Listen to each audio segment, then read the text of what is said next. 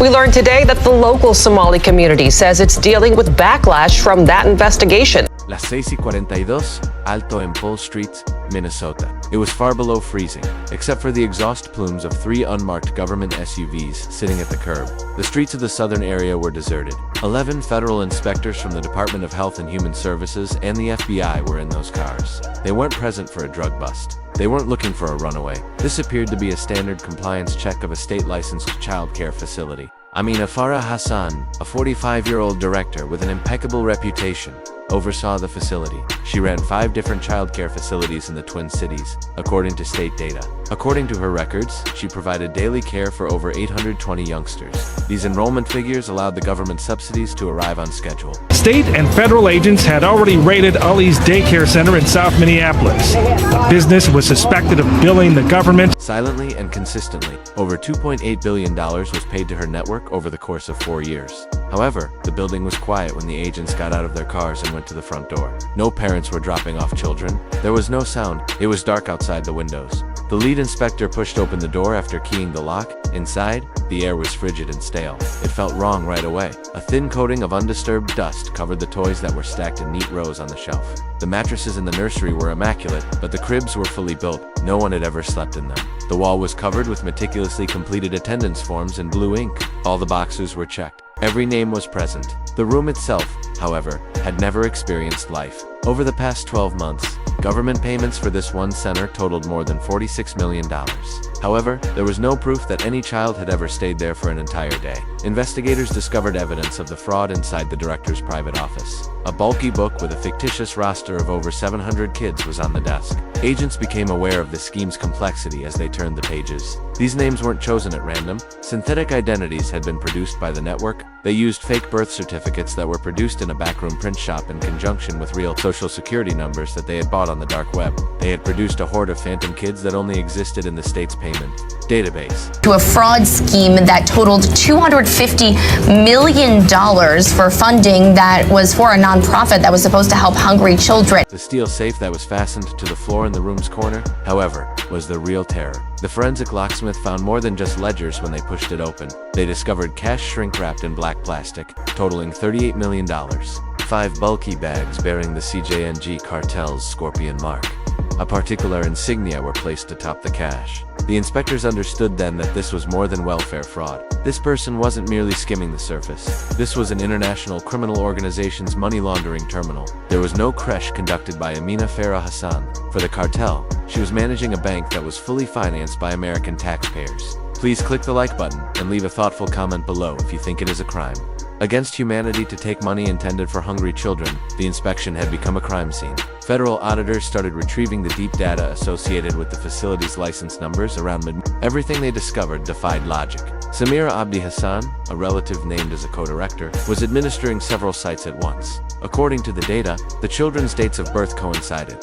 The latest allegations add to a growing list of fraud investigations in Minnesota. So far, 92 people have been charged, including 82 Somali Americans. There were duplicate home addresses in many cities. However, the network received $2.8 billion in payments overall between 2021 and 2025. There were months when deposits topped $74 million.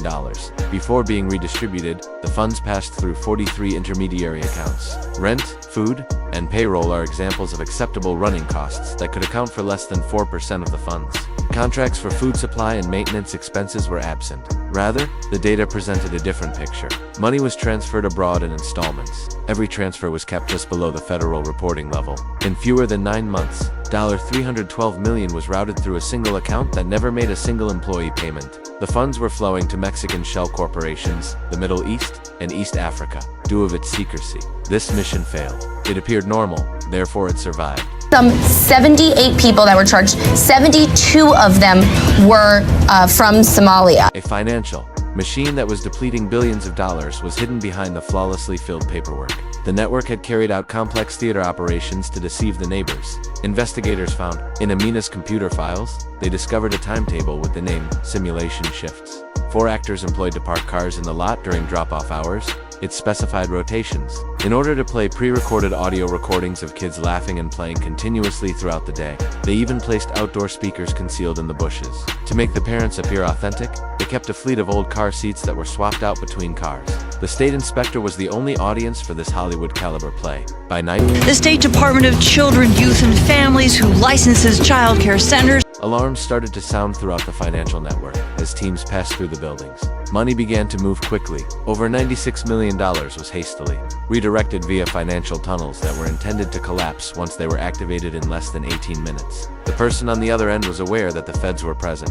The operation became a pursuit after confirmation was received. Hours before, Amina Farah Hassan was captured on camera leaving her home. Readers of license plates followed her car as it headed south. A private ship was set to leave before sunrise, according to maritime records. The investigation went to a darker place, but she was still running. Analysts tracking the encrypted data discovered a hub 30 miles outside the city by 2:18 a.m.